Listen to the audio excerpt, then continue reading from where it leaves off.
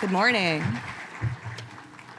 Welcome to day 2 of Being Material, the second biennial symposium of MIT's Center for Art, Science, and Technology.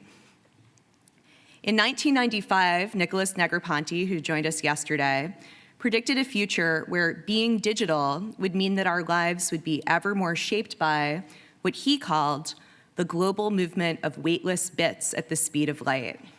Negroponte's book tracked a shift of actuation and signification occurring on the level of atoms to a domain of meaning created in bits. Yet, unwieldy matter persists and reasserts itself. During the symposium so far, we've heard about wearable technologies, programmable instruments, and musical productions that reflect the ways that properties of the digital inflect our understanding of the physical and material, and vice versa. In today's sessions on the livable and invisible, which I'm honored to co-chair with Professor Stefan Helmreich, we continue to think in different ways with artists, scientists, technologists, humanists, and others about the tangible, thingy substances that comprise the material world.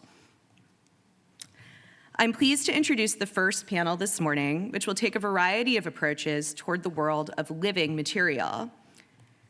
From researching living things to engineering them, understanding and managing assemblies of life are the core concerns of a spectrum of academic study, in addition to corporate enterprise, politics, and activism.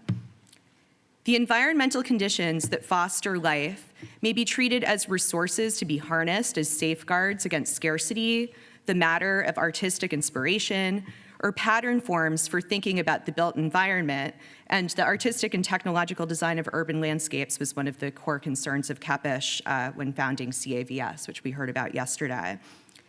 The category of the natural environment may additionally be understood as a resource that must be actively preserved, a message foundational to Earth Day, which we celebrate this year with a March for Science at the conclusion of today's symposium events, and we will have sign-making activities and materials available so that everybody can participate in that. While the Boston March for Science logo features the Zakim Bridge over the Charles River, it's the Mass Ave Bridge that we will cross today, as MIT anti-Vietnam protesters did in the 1960s, surrounded by sky art inflatables by former MIT-based artist Otto Pina. As I introduce today's panelists, I'd like to reflect on Pina's words about the importance of materiality in an increasingly immaterial sphere of artistic practice.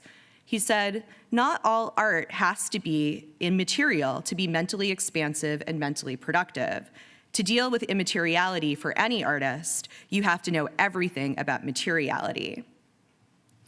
This morning's panel on livable materials assembles conversations about the cultural incubation of life across fields of biological design, networked ecology, environmental remediation, and political economy. We're joined today by Tal Danino, director of the Synthetic Biological Systems Laboratory at Columbia University. Tal is a synthetic biologist who engineers some of the smallest scale forms of life in the form of dynamic, environmentally responsive, programmable bacteria. Also with us today is Claire Pentecost, professor of photography at the School of the Art Institute of Chicago. Claire's artwork involves research into agriculture, ecology, and the tangled relationships between humans and other beings and matter. In her words, "We are walking communities and our health is connected to the world." Our third panelist this morning is Bill Maurer, Dean of the School of Social Sciences at the University of California, Irvine. Bill is a cultural anthropologist of law, property, and finance, examining how monetary practices commoditize unexpected aspects of social, biological, and ecological life. His investigations of currency explore the value placed on natural resources inasmuch as the parameters of the field of anthropology, the study of social and cultural life itself, all shedding new light on what it means to make a living.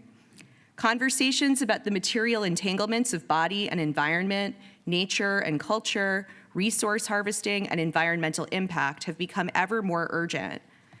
Here to frame these matters of historical, scientific, and cultural inquiry that comprise the Livable session is our moderator, Bettina Stotzer, assistant professor in global studies and languages at MIT.